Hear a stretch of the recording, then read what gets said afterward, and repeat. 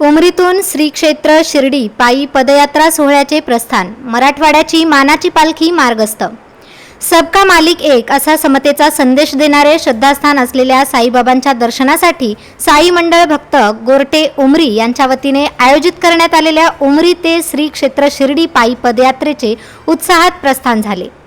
मराठवाड्याची मानाची पालखी म्हणून ओळखला जाणारा हा सोहळा यंदाही मोठ्या भक्तिभावाने पार पडत आहे।